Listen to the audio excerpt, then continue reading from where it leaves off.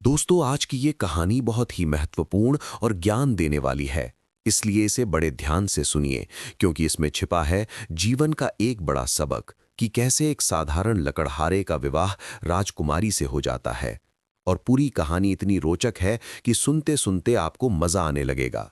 नमस्कार दोस्तों, स्टोरी मग YouTube channel में आपका दिल से स्वागत है, जहां हम पुरानी लोक कथाओं को नए रंग में सुनाते हैं।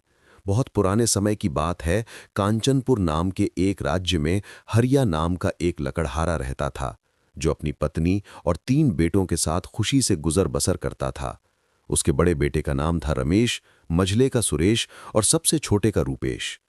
रमेश और सुरेश दोनों ही दिखने में बहुत सुंदर थे। उनके शरीर मजबूत और तंदुरुस्त थे, जैसे जंगल के शेर।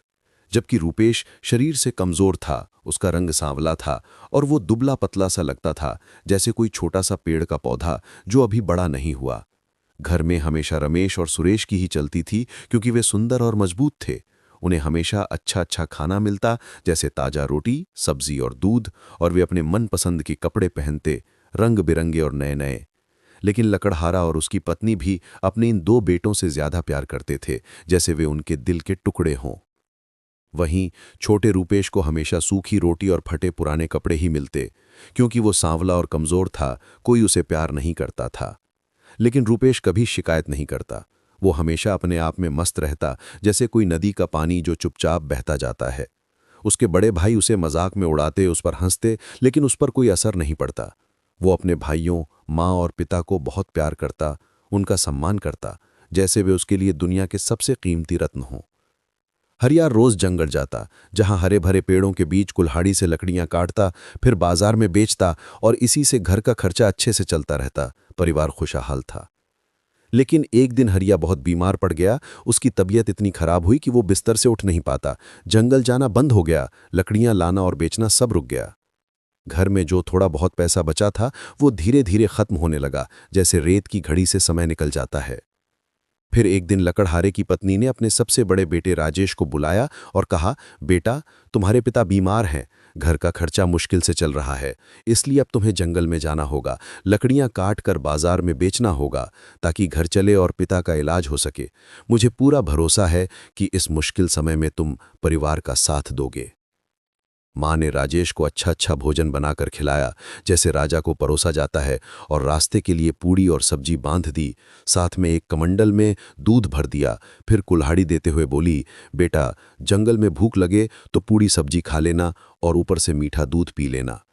राजेश ने माँ के हाथों से कुल्हाड़ी ली, सिर पर पगड़ी बांधी और घर से निकल पड़ा। सूरज अभी अभी उगा था, हवा में ठंडक थी और पक्षी मधुर स्वर में गा रहे थे। वो हंसते मुस्कुराते चल रहा था, जैसे उसे कोई चिंता ही ना हो। अभी वो गांव के बाहर की पगडंडी पर कुछ ही कदम चला था कि सामने एक बहुत बूढ़ी अम्मा दिखीं। उनका शरीर हड्डियों का ढांचा मात्र रह गया था, कपड़े फटे पुराने, आंखें धंस गई थीं और आवाज कांप रही थी। उन्होंने हाथ जोड़कर राजेश को रोका और बड़ी कातर आवाज में बोली, बेटा, मुझे 3 दिन से एक दाना भी नसीब नहीं हुआ। तेरे थैले से पूड़ी सब्जी की खुशबू आ रही है और कमंडल में दूध की मिठास।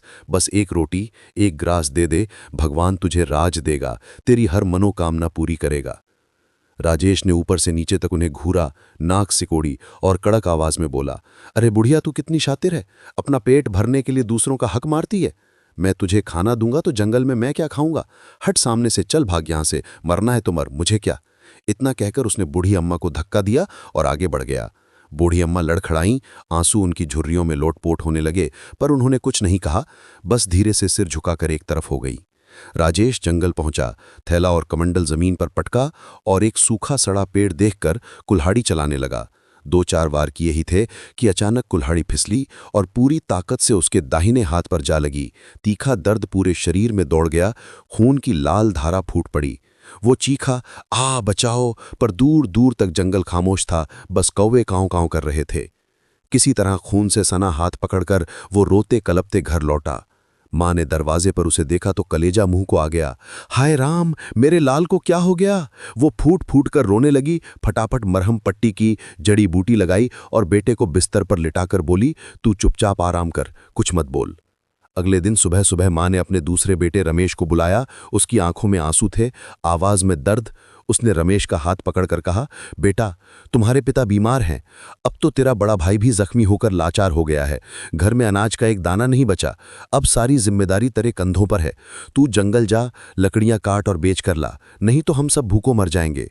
माँ की आंखें अभी भी नम थीं जब उसने रमेश से आगे कहा, अब ऐसे में जंगल से लकड़ियां तुम्हें ही लानी होंगी बेटा। मुझे पूरा विश्वास है कि इस कठिन समय में तुम अपने परिवार का साथ दोगे, जैसे कोई बहादुर योद्धा मैदान में खड़ा होता है।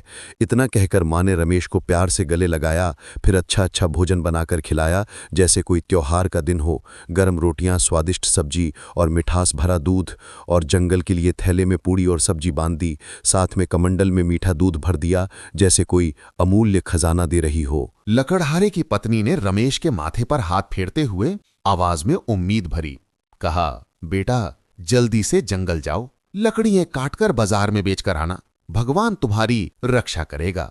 रमेश ने कंधे पे कुल्हाड़ी रखी, हाथ में थैला थामा और सीना तान कर घर से निकल पड़ा, जैसे कोई राजकुमार शिकार पर जा रहा हो। हवा में पत्तों की सरसराहट थी और सूरज की किरणें उसके चेहरे पर चमक रही थीं। अभी वो जंगल के किनारे ही पहुंचा था, जहां हरे भरे पेड़ों की छाया शुरू हो रही थी कि वही बूढ़ी अम्मा फिर से दिखीं। उनका चेहरा और ज्यादा थका हुआ लग रहा था। उन्होंने रमेश को देखते ही हाथ जोड़कर कहा, बेटा, मैं कई दिनों से भूखी हूं। भूख के मारे मेरे प्राण निकलने को हैं। दया करके अपने थैले से थोड़ा सा खाना दे दो और कमंडल के मीठे दूध से थोड़ा पिला दो। बेटा, भूख और प्यास से मेरा जीना मुश्किल हो रहा है और भूखे प्यासे को मदद करना तो बहुत बड़ा धर्म का काम है। अगर तुम मुझ गरीब बूढ़ी पर रहम करोगे तो भगवान तुम्हारी हर मुश्किल आसान कर देगा। बूढ़ी अम्मा की बात सुनते ही रमेश का चेहरा गुस्से से लाल हो गया। उसने डांटते हुए कहा, चल हट जा मेरे रास्ते से। भूख प्यास से मरती है तो अब ही मर जा। तू कौन सी मेरी सगी लगती है जो मैं तुझे खाना और दूध दूं? ऐसे मरते हुए मैंने कई लोगों को देखा है। इतनी कड़वी और अभद्र बातें कहकर रमेश आगे बढ़ गया, जैसे कोई तूफान गुजर रहा हो। बूढ़ी अम्मा वहीं खड़ी रह गईं। उनके दिल में दर्द की लहर दौड़ गई। रमेश जंगल के बीच पहुंचा, जहां घने पेड़ों के बीच अंधेरा सा छाया था। एक सूखा पेड़ देखकर थैला और कमंडल जमीन पर रखा और कुल्हाड़ी चलाने लगा, जैसे कोई जंग लड़ रहा हो। अभी उसने 10-12 वार ही किए थे कि अचानक एक कुल्हाड़ी फिसली और सीधे उसके पैर पर जा लगी। पैर से खून की धारा बहने लगी। दर्द इतना तेज कि वो जोर से चिल्लाया, आ, मदद करो। लेकिन जंगल में चारों तरफ सन्नाटा था। कोई पक्षी तक नहीं बोल रहा था। किसी तरह लंगड़ाते हुए, दर्द से करहाते रमेश घर पहुंचा। लकड़हारा और उसकी पत्नी ने उसे देखा तो कलेजा फट पड़ा। वे बोले, हाय राम, ये क्या हो गया? लकड़हारा ने दुखी होकर कहा, किस्मत ने कैसा जाल बिछाया है। एक ही समय में मेरे दोनों बेटे और मैं खुद बिस्तर पर आ गए। अब घर का खर्चा कैसे चलेगा? किसी तरह रात बीती जैसे कोई लंबा दुख का सिलसिला। तो लकड़हारे का सबसे छोटा बेटा रुपेश था। सुबह सुबह जब घर में चारों तरफ सन्नाटा और दुख की भारी चादर छाई थी, छोटा सा रुपेश धीरे धीरे माता पिता के पास आया। उसकी आंखों में चमक थी, आवाज में दृढ़ता। उसने हाथ जोड़कर कहा, पिताजी, मां, मैं भी आपका बेटा हूं ना। दोनों बड़े भाई जख्मी हैं, आप बीमार हैं। अब घर का बोझ कौन उठाएगा? मुझे इजाजत दीजिए, मैं जंगल जाऊंगा, लकड़ियां काटूंगा और बाजार में बेचकर घर लौटूंगा। ये सुनते ही माँ बाप एक दूसरे का मुंह देखकर हंस पड़े, जैसे कोई मजाक सुन लिया हो। पिता ने कमजोर आवाज में कहा, अरे पागल, लकड़ी काटना कोई बच्चों का खेल है? तुझमें तो इतनी ताकत भी नहीं कि कुल्हाड़ी उठा सके। मां ने ताना मारते हुए जोड़ा, हाँ, और बाजार में लकड़ी बेचने की अकल भी कहाँ है तुझमें? जा अपनी बेवकूफी दूर कर। रुपेश ने सिर झुकाया, फिर शांत स्वर में बोला, शरीर से मैं कमजोर जरूर हूं, लेकिन हौसला मुझ में भरा है। मैंने बुजुर्गों से सुना है, जो हिम्मत से कदम बढ़ाता है, भगवान उसके साथ चलते हैं। माँ बाप ने बहुत समझाया, बहुत हंसे, बहुत ताने मारे, पर रुपेश अपनी बात पर अड़ा रहा। आखिरकार पिता ने हार मान ली और थके स्वर में कहा, जा बेटा जा, अपनी किस्मत आजमा ले, देखते हैं क्या कर पाता है ये कमजोर सा लड़का। जब रुपेश कुल्हाड़ी लेने मां के पास गया तो मां ने उसे देखकर फिर तंज कसा, अरे मूर्ख, अभी भी जिद कर रहा है। जो काम तेरे तंदुरुस्त भाई नहीं कर सके वो तू क्या करेगा? फिर उसने एक पुरानी सख्त सूखी रोटी निकाली और कमंडल में बस थोड़ा सा पानी डाला। मुस्कुराते हुए बोली, जा, भूख लगे तो यही खा लेना और पानी पी लेना, तेरे जैसे को इससे ज्यादा की जरूरत भी नहीं है। जहां उसने बड़े बेटों को गर्मा गर्म पूड़ी सब्जी और मीठा दूध देकर विदा किया था, वहीं छोटे को सूखी रोटी और पानी थमा दिया। पर रुपेश का चेहरा खिल उठा, जैसे उसे कोई बड़ा तोहफा मिल गया हो। उसने रोटी और कमंडल एक हाथ में थामा, कंधे पे कुल्हाड़ी रखी और घर से निकल पड़ा। उसकी चाल में अजीब सी हल्की उछाल थी, जैसे कोई पक्षी पहली उड़ान भरने जा रहा हो। उसे न भूख की चिंता थी न थकान की, बस मन में एक ही जुनून, मैं लकड़ी काटकर जरूर लौटूंगा। जंगल का रास्ता अभी शुरू ही हुआ था। हरी हरी घास और फूलों की खुशबू हवा में घुली थी कि सामने वहीं बूढ़ी अम्मा खड़ी थी। उनका चेहरा पीला पड़ चुका था, होंठ सूखे थे, आंखें आंसुओं से भरीं। उन्होंने कांपती आवाज में रुपेश से कहा, बेटा, मैं कई दिनों से भूखी प्यासी हूं, मेरे प्राण अब बस निकलने जा रहे हैं। अगर तू मुझे जरा सा भी कुछ खाने को दे दे और थोड़ा पानी पिला दे तो शायद मेरी जान बच जाए। रुपेश का दिल पिघल गया। उसने फौरन घुटने टेके, बूढ़ी अम्मा के सामने हाथ जोड़े और बड़ी नरमी से कहा, माँ जी, आप इतनी कमजोर लग रही हैं, जैसे हवा का झोंका भी उड़ा ले जाए। मेरे पास तो कोई स्वादिष्ट भोजन नहीं, बस माँ ने एक सूखी रोटी और थोड़ा पानी दिया है। अगर आपका मन करे तो यही सादा सा भोजन बड़े प्यार से खा लीजिए, मुझे खुशी होगी। कहते कहते रुपेश ने अपना छोटा सा झोला खोला। जैसे ही उसने हाथ डाला, उसकी आंखें फटी की फटी रह गईं। जहां एक सख्त सूखी रोटी थी, वहां अब गर्मा गर्म घी में चुपड़ी हुई मोटी मोटी पूड़ियां थीं। साथ में तरह तरह की स्वादिष्ट सब्जियां, जलेबी, लड्डू और मिठाइयां भरी पड़ी थीं। खुशबू ऐसी कि पूरे जंगल में फैल गई। उसने जल्दी से कमंडल खोला तो पानी की जगह खूब गाढ़ा ठंडा ठंडा केसरिया मीठा दूध लहरें मार रहा था। रुपेश हैरान होकर इधर उधर देखने लगा, हाथ से माथा रगड़ते हुए बोला, अरे ये क्या, मैं सपना तो नहीं देख रहा। अभी तो माँ ने सूखी रोटी दी थी, यह सब कैसे हो गया?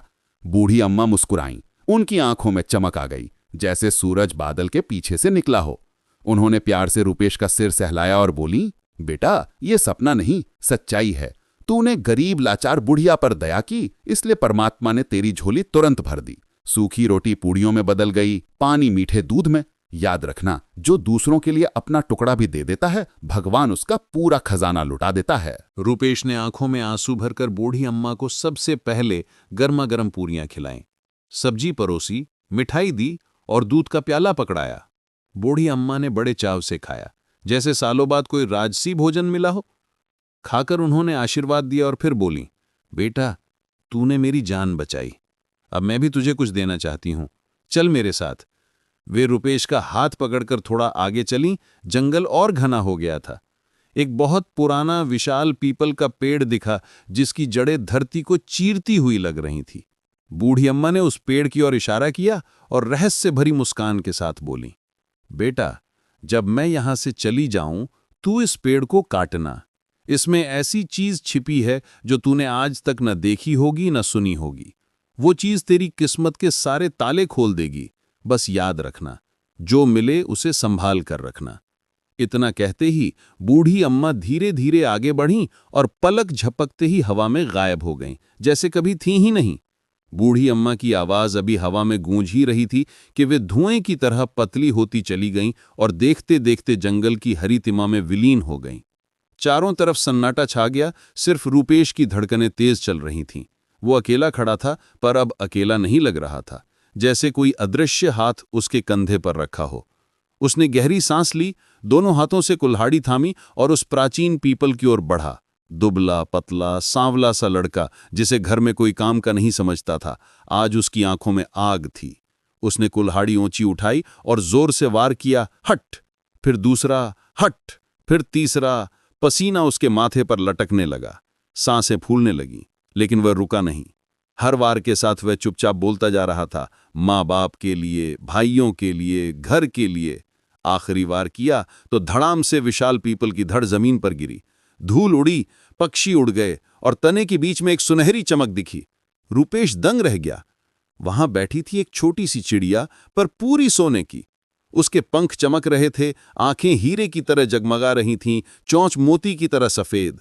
वो जीवंत लग रही थीं, मानो अभी उड़ने को तैयार। रुपेश ने हाथ बढ़ाया तो चिड़िया ने उसकी उंगली पर बैठकर प्यार से चोंच मारी। उसका दिल जोर से धड़का। ये तो वही चीज है जिसका अम्मा ने वादा किया था। इसे बेचूं तो सारी जिंदगी सेट। माँ बाप को कभी लकड़ी काटने नहीं जाना पड़ेगा, घर में सोना चांदी बरसेगा। उसने बड़े प्यार से चिड़िया को कपड़े में लपेटा, कंधे पर बांधा और शहर की ओर चल पड़ा। सूरज ढल चुका था, रास्ता लंबा था। जब तक वह शहर पहुंचा, रात गहरा चुकी थी। बाजार बंद, दुकानें अंधेरे में डूबी हुईं। अब घर लौटना नामुमकिन था। ठंडी हवा चल रही थी, पांव थक चुके थे। तभी दूर एक सराय की मध्यम लालटेन दिखी। रुपेश ने दरवाजे पर दस्तक दी। एक बुजुर्ग सराय वाला बाहर आया। रुपेश ने हाथ जोड़कर कहा, बाबा, रात बहुत हो गई है, मुझे एक रात ठहरने की जगह दे दो। जो किराया बनेगा सुबह चुकता कर दूंगा। सराय वाले ने हंसकर कहा, बेटा, सराय तो मुसाफिरों के लिए ही बनाई है। अंदर आ, आराम से सोना। फिर उसकी नजर रुपेश के कंधे पर पड़ी। उसने आंखें फाड़कर देखा और चिल्लाया, अरे बाप रे, ये क्या है तेरे पास? पूरी सोने की चिड़िया। मैंने जिंदगी में ऐसा नजारा नहीं देखा। वह दौड़कर अंदर गया और अपनी तीनों बेटियों को खींच कर लाया। तीनों लड़कियां जैसे चांद की 3 किरणें, आंखें फटी की फटी रह गईं। बड़ी बेटी ने ताली बजाते हुए कहा, वाह, कितनी सुंदर है ये चिड़िया, जैसे कोई परी हो। मंजली ने पंख छूते हुए बोली, देखो ना, इसके सारे पंख शुद्ध सोने के हैं, चमक ही नहीं रुकती। और सबसे छोटी बेटी, जो अभी नन्ही सी थी, रुपेश के पास आई, उसका हाथ पकड़ा और मासूम आवाज में बोली, भैया, तुम तो बड़े किस्मत वाले हो। ऐसी जादुई सोने की चिड़िया पूरी दुनिया में कहाँ मिलती है? ये तो राजा महाराजाओं के पास भी नहीं होगी। रुपेश शर्मा गया, पर उसके सीने में एक अजीब सी गर्मी फैल रही थी। आज पहली बार किसी ने उसे किस्मत वाला कहा था, और वो भी सच्चे दिल से। रात गहराती जा रही थी। सराय में मध्यम दिया जल रहा था और बाहर ठंडी हवा सरसराते हुए खिड़कियों से झांक रही थी। तीनों बहनें उस सोने की चिड़िया को देख देख कर पागल हो रही थीं। आंखों में चमक थी, होठों पर मुस्कान, पर दिल में एक लालच का बीज अंकुरित हो चुका था। सराय वाले ने रुपेश से कहा, बेटा, इतनी कीमती चीज को खुले में मत रखो, चलो इसे अंदर वाले कमरे में रख देते हैं। रुपेश ने हामी भरी, चिड़िया को बड़े प्यार से उठाया और अंदर जाकर एक ऊंची अलमारी पर रख दिया। फिर थकान से चूर वो पास के बिस्तर पर लेटा और पलक झपकते ही गहरी नींद में डूब गया। उसके खर्राटे पूरे सराय में गूंजने लगे, पर नींद सबसे बड़ी बहन की कहाँ आने वाली थी। आंखें खुली की खुली रह गईं। वो बार बार बड़बड़ाती, बस एक पंख, सिर्फ एक पंख ही तोड़ लूंगी, चिड़िया को क्या पता चलेगा? इतना सोना, हमारी सारी गरीबी मिट जाएगी। लालच ने उसे अंधा कर दिया। वो चुपके से बिस्तर से उठी, नंगे पांव अंदर वाले कमरे में घुसी, दरवाजा हल्के से बंद किया और सोने की चिड़िया के पास पहुंची। उसकी सांसें तेज थीं। उसने हाथ बढ़ाया, उंगलियां पंख पर रखीं और जैसे ही खींचा, उसके हाथ चिड़िया से चिपक गए, मानो किसी ने गोंद लगा दी हो। वो घबराकर खींचती रही, आ छूटो छूटो, पर हाथ और मजबूती से चिपकते गए। डर के मारे उसका गला सूख गया। उसने जोर जोर से छोटी बहन को पुकारा, रानी, रानी, जल्दी आ। मंजली बहन नींद में चौंकी, लपक कर आई। कमरे में घुसी तो सन रह गई। दीदी, ये क्या हुआ? बड़ी बहन रोते हुए बोली, मेरा हाथ छुड़ाना, ये चिपक गया है।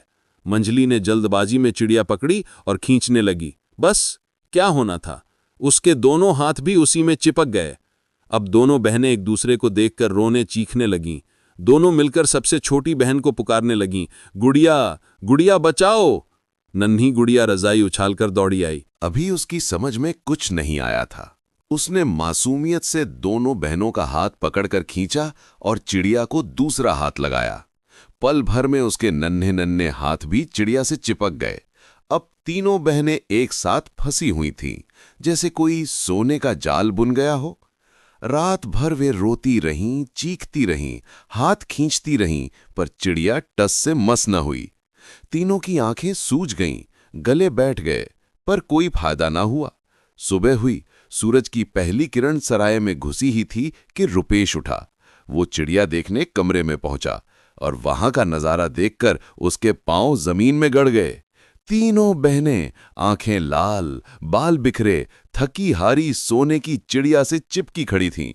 रुपेश ने मुस्कुराते हुए सिर हिलाया और मन ही मन बोला, लालच का फल यही होता है। तभी सराय वाला दौड़ता हुआ आया। उसने दृश्य देखा तो गुस्से से आग हो गया। उसने रुपेश की ओर उंगली उठाई और चीखा, अरे दुष्ट लकड़हारे, ये तूने क्या जादू कर दिया? मेरी तीनों बेटियों के हाथ तेरी चिड़िया से चिपक गए। अभी के अभी इन्हें छुड़ा, वरना मैं तुझे राजा के सिपाहियों के हवाले कर दूंगा। रुपेश ने शांत स्वर में पर आंखों में दृढ़ता के साथ जवाब दिया, बाबा, मैंने कुछ नहीं किया। ये चिड़िया जादुई है, पर इसका जादू सिर्फ लालच करने वालों को सजा देता है। जो किया तुम्हारी बेटियों ने खुद किया। अब इन्हें छुड़ाने का एक ही उपाय है, अपने दिल से सच्चा पश्चाताप करें और मुझसे माफी मांगे, तब शायद ये चिड़िया इन्हें छोड़े। रुपेश ने एक गहरी सांस ली, फिर मुस्कुराते हुए कहा, बाबा, अब साफ दिख रहा है कि इन्होंने रात में चोरी करने की कोशिश की होगी। लालच ने इनका हाथ जकड़ लिया है। मेरी इसमें कोई गलती नहीं। मुझे तो अपनी चिड़िया लेकर घर जाना है, माँ बाप इंतजार कर रहे होंगे। इतना कहकर उसने सोने की चिड़िया को प्यार से बगल में दबाया और सराय के दरवाजे की ओर बढ़ गया। लेकिन अजीब नजारा था। जैसे ही वो कदम बढ़ाता, तीनों बहनें भी अपने हाथ चिड़िया से चिपके हुए रोते कलपते उसके पीछे पीछे खींचती चली आती। रुको, रुको, हमें छुड़ा दो। तीनों की आवाजें गूंज रही थीं, पर उनके पांव खुद ब खुद चल रहे थे। सराय वाला आगे बढ़ा, हाथ जोड़कर गिड़गिड़ाने लगा, बेटा, मेरी बेटियों को छोड़ दे, मैं तुझे जो चाहे दूंगा। लेकिन वो बेबस खड़ा देखता रह गया। उसकी तीनों लाडलियां अब रुपेश के पीछे लटकी हुई थीं, जैसे कोई सोने का जाल उन्हें खींच रहा हो। रुपेश शहर के बाहर निकला तो सूरज आसमान पर चढ़ाया था। रास्ते में लोग रुक रुक कर ये अजूबा देखने लगे। तभी एक बूढ़ा किसान जो लाठी टेकता हुआ आ रहा था, उन तीनों लड़कियों को पहचान गया। उसने हैरानी से पुकारा, अरे भैया, ये सराय वाली तीनों लड़कियां तेरे पीछे क्यों लटकी जा रही हैं? रुक तो सही। रुपेश ने कान नहीं दिए, बस चलता रहा। बूढ़ा दौड़ा, लड़कियों के कंधे पर हाथ रखकर उन्हें पीछे खींचने की कोशिश की। बस जैसे ही उसका हाथ छुआ, वो भी चिपक गया। बूढ़ा चिल्लाया, अरे बाप रे, मेरा हाथ छूटता क्यों नहीं? बचाओ, बचाओ। उसकी चीख सुनकर पास से एक राहगीर गुजर रहा था। उसने दौड़कर बूढ़े का हाथ पकड़ा और जोर से खींचा, आओ बाबा, मैं छुड़ाता हूं। लेकिन अब उसका हाथ भी बूढ़े से चिपक गया। वो घबराकर चीखने लगा, अरे ये क्या जादू है? मेरे हाथ भी चिपक गए। आवाजें सुनकर खेत में काम कर रहे दो मजबूत किसान हल छोड़कर दौड़े आए। क्या हुआ भाई? उन्होंने राहगीर को पकड़कर पीछे खींचना शुरू किया। 1, 2, 3 जोर लगाया, पर अब उनके हाथ भी चिपक गए। दोनों किसान पसीना छूटने पर भी छुड़ाने की कोशिश करते रहे। आखिर थक हार कर वे भी लाइन में लग गए। अब तो रास्ते पर कमाल का तमाशा था। आगे आगे रुपेश शांत चेहरा लिए बगल में सोने की चिड़िया दबाए सीना ताना हुआ चल रहा था। उसके ठीक पीछे सराय वाली तीनों लड़कियां आंसू पोंछते हुए रोते बिलखते खिंची चली जा रही थीं। उनके पीछे बूढ़ा किसान लाठी फेंककर चिल्ला रहा था। फिर राहगीर और दोनों किसान एक दूसरे को देखकर हैरान, मजबूरी में कदम मिलाते हुए। लोग दूर से देखकर हंस रहे थे। कोई कह रहा था, अरे भाई, ये कोई जादुई परेड है क्या? कोई चिल्ला रहा था, अरे भाई, ये लड़का तो जादूगर है। और रुपेश, वो बस मुस्कुराता हुआ आगे बढ़ा जा रहा था। उसका मन कह रहा था, जो लालच करते हैं वे खुद ही अपने जाल में फंस जाते हैं। अब देखता हूं ये सब मेरे गांव तक कैसे पहुंचते हैं। अब तो 7 लोग एक अजीब सी लड़ी में बंधे हुए थे। आगे आगे रुपेश, बगल में सोने की चिड़िया चमकती हुई, उसके ठीक पीछे सराय वाली तीनों बहनें आंसू से तर चेहरे लिए, फिर बूढ़ा किसान, फिर राहगीर और सबसे पीछे दोनों मजबूत किसान, सबके हाथ एक दूसरे से चिपके हुए, जैसे कोई जीवंत सांप की पूंछ हो। लोग सड़क के किनारे खड़े हो होकर तमाशा देख रहे थे। बच्चे हंस रहे थे, औरतें आंचल से मुंह छिपाकर चीयर्स कर रही थीं। कोई चिल्लाया, अरे वाह, जादुई काफिला आ गया। कोई बोला, ये लड़का तो राजा का दामाद बनने वाला है। शाम ढल चुकी थी। सूरज लालिमा लिए डूबने को था। सराय वाली बड़ी बेटी अब थक थक कर रोने लगी। उसने कांपती आवाज में कहा, रुपेश, बस करो, हमारे पांव छाले पड़ गए, रात हो रही है, ऐसे कब तक खींचोगे हमें? यहीं रुक जाओ, रहम करो। रुपेश ने दया से सिर हिलाया। सामने एक विशाल धर्मशाला दिखी, जिसके दरवाजे पर लिखा था, अतिथि देवो भव। उसने सबको साथ लिए अंदर कदम रखा और मालिक से विनम्रता से बोला, बाबा, हम सब मुसाफिर हैं, रात काटने की जगह चाहिए। धर्मशाला के मालिक ने पहले तो आंखें फाड़कर उस काफिले को देखा, फिर हंसते हुए बोले, अरे वाह, ये तो दुनिया का सबसे अनोखा काफिला है। आओ आओ, यहाँ सबके लिए भोजन, पानी और मुलायम बिस्तर तैयार हैं। आराम से रात गुजारो।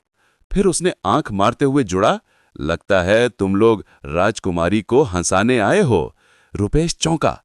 राजकुमारी को हंसाना? ये क्या बात हुई? मुझे कुछ समझ नहीं आया। मालिक गहरी सांस लेकर धीरे से बताया, हमारे राजा कंचनमल की एक ही बेटी है, राजकुमारी सोनल। जन्म से लेकर आज तक उसके होंठों पर कभी मुस्कान नहीं आई, हमेशा उदास, चुपचाप, जैसे कोई जीता जागता पत्थर। सारे वैद्य, ज्योतिषी, हकीम हार मान चुके हैं। राजा ने ऐलान कर रखा है कि जो भी व्यक्ति राजकुमारी के चेहरे पर एक बार भी हंसी ला देगा, उसी से राजकुमारी का विवाह होगा और आधा राज्य इनाम मिलेगा।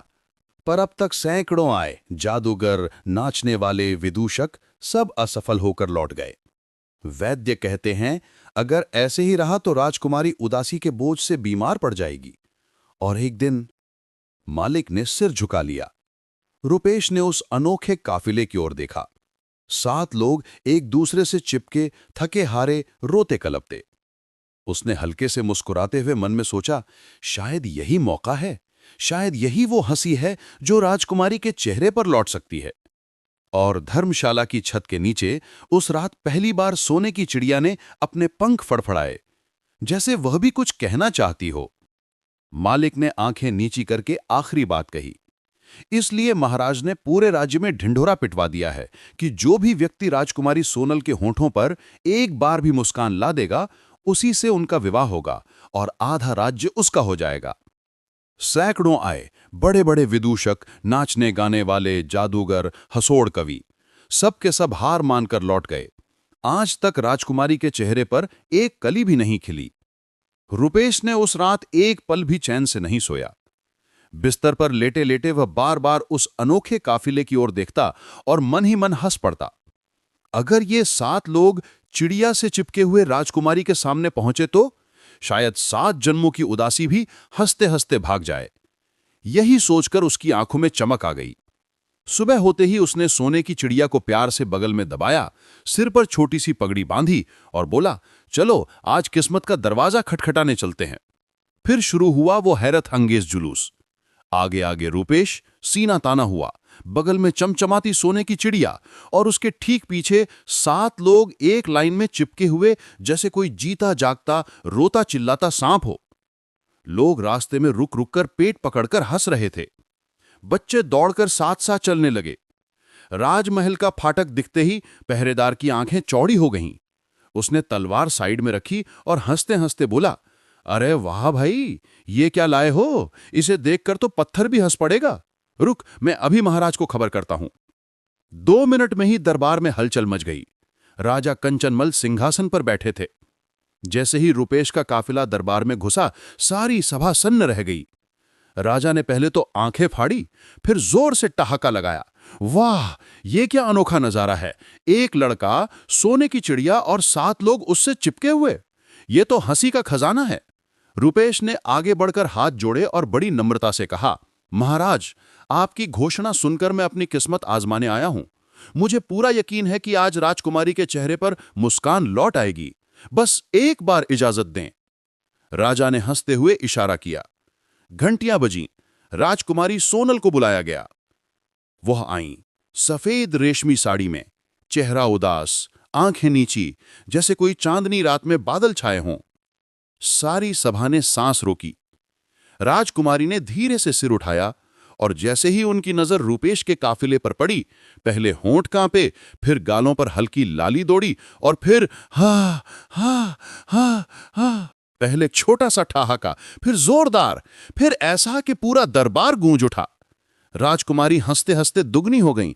आंसू भरी आंखें अब हंसी के आंसुओं से चमक रही थीं। वह लोटपोट होकर बोली, ये क्या है?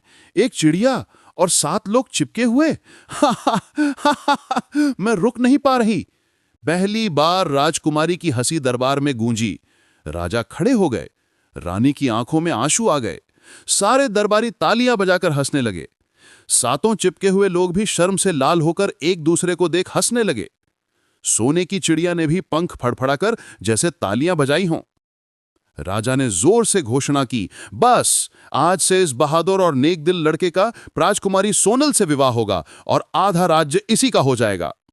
और उस दिन कांचनपुर में पहली बार राजकुमारी की हंसी पूरे राज्य में गूंजती रही, जैसे कोई पुरानी उदासी हमेशा के लिए भाग गई हो। राजकुमारी की हंसी अभी दरबार में गूंज ही रही थी कि अचानक जादू सा हो गया। जैसे ही उनकी हंसी की लहर सोने की चिड़िया तक पहुंची, चिड़िया ने पंख फड़फड़ाए और एक के बाद एक 7 चिपके हुए लोग आजाद हो गए। पहले सराय वाली 3 बहनें, फिर बूढ़ा किसान, राहगीर और दोनों मजबूत किसान। सब अपने हाथ रगड़ते हुए शर्म से लाल नीचे देखते रहे। रूपेश ने मुस्कुराते हुए सबसे बड़ी बहन के हाथ में सोने की चिड़िया थमा दी और कहा, ले जाओ बहन, अब ये तुम्हारी है। लालच छोड़ दो तो ये तुम्हें हमेशा खुश रखेगी। 3 बहनें आंसुओं में डूबकर रूपेश के पैरों पर गिर पड़ी, माफी मांगी और चिड़िया लेकर घर लौट गईं। बाकी लोग भी सिर झुकाकर अपने अपने गांव चले गए। दरबार में अब सिर्फ रूपेश अकेला खड़ा था। उसका दिल धड़क रहा था। राजा ने घोषणा कर दी थी, अब विवाह होगा, आधा राज्य मिलेगा, मां बाप का नाम रोशन हो जाएगा। लेकिन राजा की आंखों में अब पहले वाली चमक नहीं थी। मन ही मन वह सोच रहे थे, एक साधारण लकड़हारे का बेटा, मेरी इकलौती राजकुमारी का पति? कभी नहीं। घोषणा तो कर दी, पर अभी भी कोई रास्ता निकालना होगा। रूपेश इंतजार करता रहा। आखिर सब्र टूट गया। उसने आगे बढ़कर हाथ जोड़कर कहा, महाराज, मैंने आपकी शर्त पूरी कर दी, अब आप भी वचन निभाएं। राजकुमारी का विवाह मेरे साथ कीजिए। राजा ने बनावटी हंसी हंसकर कहा, बेटा, तुमने तो कमाल कर दिया, पर अभी तुम हमारे दामाद बनने के लायक नहीं। पहले लायक बनो, फिर आंख मिलाकर बात करना। रूपेश चौंका। महाराज, अब और क्या चाहिए? राजा ने चालाकी से मुस्कुराते हुए कहा, 100 मन दूध एक साथ पी जाए, ऐसा आदमी ढूंढ कर लाओ, तब मानूंगा कि तुम्हारी हिम्मत और अक्ल दोनों राजा के समान हैं। रूपेश का चेहरा पीला पड़ गया। 100 मन दूध मतलब सैकड़ों गायों का दूध। ऐसा आदमी दुनिया में कहां? उदास मन से वह दरबार से निकला और बिना कुछ सोचे समझे उसी जंगल की ओर चल पड़ा जहां उसे बूढ़ी माता मिली थी। रास्ते भर वह मन ही मन बड़बड़ाता रहा, माताजी ही कोई रास्ता बताएंगी, वही एकमात्र सहारा है। जंगल में पहुंचते ही उसने देखा, वही पुराना पीपल का ठूंठ था।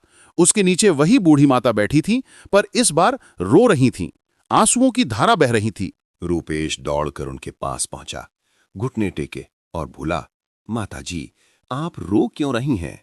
बूढ़ी माता ने आंसुओं से भरी आंखें उठाईं और प्यार से उसका माथा सहलाते हुए बोली, बेटा, तू बड़ा नेक और सच्चा है, इसीलिए तुझसे छिपाऊंगी नहीं। मेरा बेटा बहुत प्यासा है, एक मटका पानी पी गया, फिर भी प्यास नहीं बुझी। अगर कहीं 100 मन दूध मिल जाए तो एक घूंट में पीकर अपनी प्यास बुझा ले, लेकिन इतना दूध कहां से लाऊं? कौन देगा मेरे बेटे को?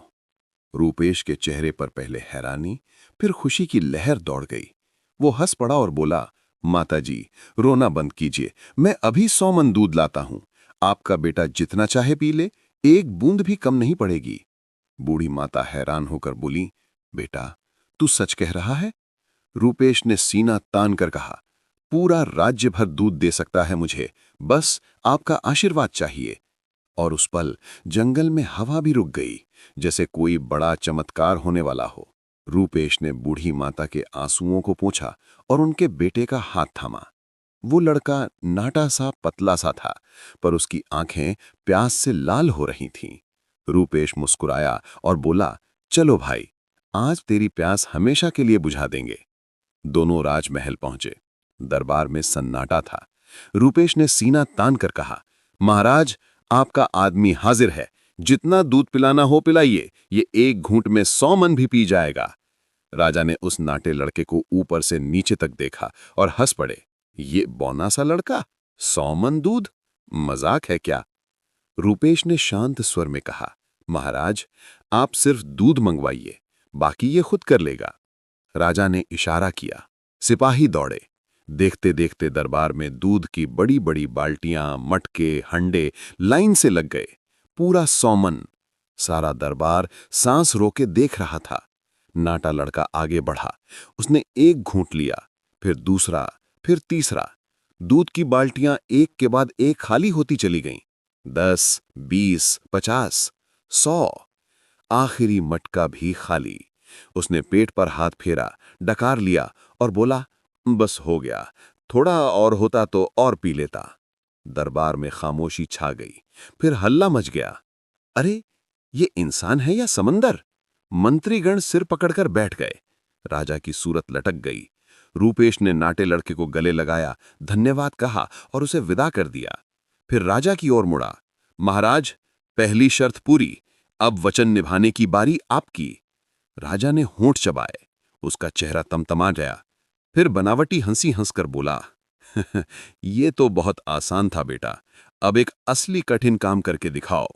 रूपेश ने विनम्रता से पूछा, बताइए महाराज, क्या करना है? राजा ने आंखें तरेर कर कहा, एक ऐसा आदमी ढूंढ कर लाओ जो रोटियों का पूरा पहाड़ एक बार में खा जाए। अगर ला सके तो राजकुमारी तुम्हारी, वरना दोबारा मेरा मुंह मत दिखाना। कहकर राजा उठे और गुस्से में चले गए। दरबार में सन्नाटा छा गया। रूपेश का दिल धक से रह गया। रोटियों का पहाड़? वो उदास मन से फिर से उसी जंगल की ओर चल पड़ा। रास्ते में वो बड़बड़ाता रहा, राजा जी तो हर बार नई मुसीबत खड़ी कर देते हैं, अब इस बार भी माताजी ही कोई रास्ता बताएंगी। जंगल में पहुंचा तो वही पीपल का ठूंठ था। उसके नीचे एक जवान आदमी बैठा था, घुटनों में सिर छिपाए रो रहा था। उसका पेट इतना फूला हुआ था जैसे ढोल हो। रूपेश ने पास जाकर पूछा, भाई, रो क्यों रहे हो?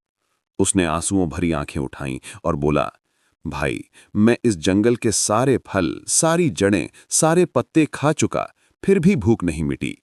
अगर कहीं 400-500 मन रोटी मिल जाए तो एक बार में खाकर पेट भर लूं, लेकिन इतना खाना कहाँ मिलेगा? कौन लाकर देगा? रूपेश के चेहरे पर पहले हैरानी, फिर जोरदार मुस्कान फैल गई। वो हंस पड़ा और उसका हाथ थामकर बोला, चलो भाई, आज तेरा पेट और मेरा सपना दोनों एक साथ पूरे होने वाले हैं। और जंगल की पत्तियां भी जैसे खुशी से झूम उठीं। रूपेश ने उस भूखे आदमी का हाथ थामा और हंसते हुए बोला, चलो भाई, आज तेरी भूख और मेरी किस्मत दोनों मिटने वाली हैं। दोनों राजमहल पहुंचे। दरबार में फिर वही सन्नाटा। रूपेश ने राजा की ओर देखकर जोर से कहा, महाराज, रोटियां मंगवाइए, पहाड़ बनवाइए, ये बंदा अभी आपको दिखाएगा कि भूख क्या होती है। राजा ने हैरानी से भौंवें चढ़ाईं, पर इशारा कर दिया। रसोई से धुआंधार रोटियां बनने लगीं। देखते देखते दरबार के आंगन में रोटियों का ऊंचा ऊंचा ढेर लग गया, जैसे कोई सुनहरा पहाड़ खड़ा हो गया हो। घी की खुशबू चारों तरफ फैल गई। वो भूखा आदमी रोटियां देखकर बच्चे की तरह उछल पड़ा। उसने हाथ जोड़े, फिर एक एक करके रोटियां उठानी शुरू की। पहले 10, फिर 100, फिर 1000, जैसे हवा में उड़ रही हों। लोग मुंह बाएं देखते रह गए। राजकुमारी भी बालकनी से झांक रही थीं। उनकी आंखें आश्चर्य से गोल हो गईं। आखिरी रोटी भी गायब। उसने पेट पर हाथ फेरा, डकार लिया और बोला, बस हो गया, थोड़ा और होता तो और पी लेता। दरबार में खामोशी छा गई। फिर हल्ला मच गया। अरे, ये इंसान है या समंदर? मंत्रीगण सिर पकड़कर बैठ गए। राजा का चेहरा फिर पीला पड़ गया। रूपेश ने उस भूखे को गले लगाया, धन्यवाद कहा और उसे विदा कर दिया। फिर राजा की ओर मुड़ा, महाराज, तीसरी शर्त भी पूरी, अब तो वचन निभाने की बारी। राजा ने दांत पीसे। उसकी आंखों में चालाकी चमकी। वो गंभीर होकर बोला, अभी जल्दबाजी मत करो बेटा, एक आखिरी काम बाकी है। मुझे एक ऐसा जहाज लाकर दिखाओ जो हवा में उड़े, पानी पर तैरे और जमीन पर दौड़े, तीनों जगह चलने वाला जहाज। जब तक ये न लाओ, दोबारा मेरे दरबार की शक्ल मत दिखाना। कहकर राजा उठे और गुस्से में चले गए। दरबार में खामोशी छा गई। राजकुमारी ने सब सुना था। वो दौड़कर पिता के पास गई और आंखों में आंसू भरकर बोली, पिताजी, वादा किया है तो निभाना चाहिए। आप उस नेक इंसान के साथ बहुत बुरा कर रहे हैं। राजा ने सख्ती से कहा, तो इस मामले में मुंह मत खोल। मैं तेरे लिए राजकुमार ढूंढूंगा, न कि किसी लकड़हारे के बेटे को दामाद बनाऊंगा। राजकुमारी ने होंठ काटे और उदास मन से अपने कक्ष में लौट गईं। उधर रूपेश फिर टूट सा गया। हवा, पानी, जमीन पर चलने वाला जहाज, वो कुछ समझ नहीं पा रहा था। पैर अपने आप उसी जंगल की ओर बढ़ चले जहां कभी उसने बूढ़ी माता को सूखी रोटी दी थी। रास्ते में वो बार बार बड़बड़ाता रहा, माताजी, अब तो बस आप ही बचा सकती हो। जंगल में कदम रखते ही हवा में वो ही पुरानी खुशबू लहराई। पत्तियां सरसरा रही थीं जैसे कोई उसका स्वागत कर रहा हो। दूर पीपल के ठूंठ के नीचे फिर वो ही बूढ़ी माता दिखीं। इस बार भी वो रो रही थीं। रूपेश दौड़ा, उनके चरणों में गिर पड़ा और बोला, माताजी, अब की बार राजा ने नामुमकिन शर्त लगा दी। तीनों जगह चलने वाला जहाज कहां से लाऊं? बूढ़ी माता ने आंसुओं से भरी आंखें उठाईं, फिर प्यार से उसका सिर सहलाया और मुस्कुरा दी। उनकी मुस्कान में पूरा जादू था, जैसे सारी मुसीबतें एक पल में गायब होने वाली हों। बूढ़ी माता ने रूपेश के माथे पर हाथ फेरा और प्यार से बोली, बेटा, आंसू पहुंच, आज फिर तू उदास क्यों है? रूपेश ने घुटनों पर बैठकर सारी कहानी सुना दी। सोने की चिड़िया, राजकुमारी की पहली हंसी, 100 मन दूध, रोटियों का पहाड़ और अब ये नामुमकिन जहाज। आखिर में उसकी आवाज कांप गई। माताजी, अब राजा ने 3 जगह चलने वाला जहाज मांगा है, मैं कहां से लाऊं? मेरी तो सारी उम्मीद टूट गई। बूढ़ी माता की आंखों में चमक लौट आई। उन्होंने हल्के से मुस्कराते हुए कहा, बेटा, जिस दिन तूने एक फटी रोटी और घूंट भर पानी मुझे दिया था, उसी दिन तेरी किस्मत लिख दी गई थी। वो 100 मन दूध मैंने पिया था, रोटियों का पहाड़ मैंने ही खाया था, वो सब मेरे ही रूप थे। अब मेरी बारी है। कहते हुए उन्होंने अपना फटा पुराना आंचल खोला। उसमें से एक चमकदार लकड़ी निकली, जैसे कोई जादू की छड़ी हो। फिर वो हवा में कुछ मंत्र फूंकने लगीं, जंगल की पत्तियां सरसराने लगीं। हवा ने गीत गाना शुरू किया और धीरे धीरे उनके सामने एक अनोखा जहाज आकार लेने लगा। लकड़ी का नहीं, सोने चांदी का नहीं, बल्कि ऐसा जहाज जो देखते ही दिल खुश कर दे। नीचे पहिए थे जो जमीन पर दौड़ सकते थे, बीच में पतवार और पाल थे जो पानी काट सकते थे, और ऊपर बड़े बड़े पंख थे जो हवा में उड़ सकते थे। चमकता हुआ, रंग बिरंगा, जैसे कोई सपनों का जहाज धरती पर उतर आया हो। कुछ ही दिनों में जहाज पूरी तरह तैयार हो गया। रूपेश की आंखें चमक उठीं। उसने माताजी को प्रणाम किया और उन्हें भी जहाज पर बिठाया। फिर हवा में सीटी बजाई। जहाज पहले जमीन पर दौड़ा, फिर पानी पर तैरने लगा, फिर पंख फैलाकर आसमान में उड़ चला। बादलों के ऊपर से होते हुए सीधा राजमहल के आंगन में उतरा। दरबार में हड़कंप मच गया। राजा सिंहासन से उठ खड़े हुए। उनकी आंखें फटी की फटी रह गईं। जहाज से पहले बूढ़ी माता उतरी, फिर रूपेश। राजा ने जहाज को छुआ, उसकी पतवार देखी, पंख देखे, पहिए देखे, कुछ बोलते न बना। आखिरकार उन्होंने गहरी सांस ली और मुस्कुराते हुए कहा, बेटा रूपेश, तूने साबित कर दिया कि तुझ जैसा नेक, हिम्मती और बुद्धिमान लड़का सारी दुनिया में नहीं। अब मेरी बेटी सोनल तेरी ही है। उसी दिन धूमधाम से रूपेश और राजकुमारी सोनल का विवाह हुआ। पूरा राज्य सज गया। फूलों की बारिश हुई, ढोल नगाड़े गूंजे और राजकुमारी की हंसी फिर पूरे महल में लहरा उठी। कुछ दिनों बाद राजा ने गद्दी रूपेश को सौंप दी। एक साधारण, सांवले, कमजोर से लक्कड़हारे का बेटा अब कांचनपुर का राजा बन बैठा। जब उसके माता पिता को खबर मिली तो वो रोते रोते महल आए। मां ने उसे गले लगाकर कहा, मेरा बेटा, जिसे हम नाकारा समझते थे वो ही सबसे बड़ा निकला। रूपेश ने उन्हें गले लगाकर बोला, मां, पिताजी, ये सब आपकी सूखी रोटी और उस बूढ़ी माता को दिए एक टुकड़े का फल है। जो दिल से दया करता है, भगवान उसका हाथ थाम लेते हैं। दोस्तों, इस कहानी का सबक यही है कि नेकी का फल कभी खाली नहीं जाता। एक छोटी सी दया भी आपको लक्कड़हारे से राजा बना सकती है। बस दिल साफ रखो, हाथ हमेशा देने को तैयार रखिए और किसी भूखे को रोटी जरूर खिलाइए, क्योंकि पता नहीं कब कोई बूढ़ी माता आपकी किस्मत लिखने आ जाए। दोस्तों, अब बताइए ना, इस पूरी कहानी से आपके दिल को क्या छू गया? एक सूखी रोटी ने कैसे पूरी किस्मत पलट दी? नेकी का वो छोटा सा बीज कैसे राजमहल तक पहुंच गया? नीचे कमेंट में जरूर लिखिए कि आज आपने सबसे बड़ा सबक क्या लिया। और अगर आपके जीवन में भी कभी किसी ने आपको गलत समझा हो, फिर भी आपने अच्छाई नहीं छोड़ी, तो वो अपनी कहानी भी शेयर कीजिए। मुझे पढ़कर बहुत अच्छा लगेगा। अगर ये कहानी आपको छू गई, दिल में कुछ हलचल हुई, तो इसे अभी उस इंसान को शेयर कर दीजिए जिसे आज के दिन सबसे ज्यादा जरूरत है ये सुनने की।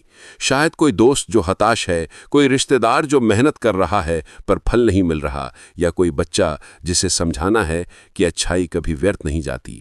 एक शेर से किसी की शाम खुशहाल हो सकती है। और हाँ, अगर आप चाहते हैं कि ऐसी ही पुरानी लोक कथाओं को नए रंग में इमोशंस के साथ हर हफ्ते आपके कानों तक पहुंचती रहें, तो अभी नीचे वाला लाल सब्सक्राइब बटन दबा दीजिए और साथ में घंटी भी दबा दीजिए, ताकि नई कहानी आते ही आपके फ़ोन पर नोटिफिकेशन पहुंच जाए। तो चलिए दोस्तों, फिर मिलते हैं बहुत जल्दी एक नई कहानी के साथ, नए सीख के साथ, नए सबक के साथ। तब तक अपना और अपनों का ख्याल रखिए, मुस्कराते रहिए और किसी भूखे को रोटी जरूर खिलाते रहिए। धन्यवाद, बहुत बहुत धन्यवाद। नमस्कार।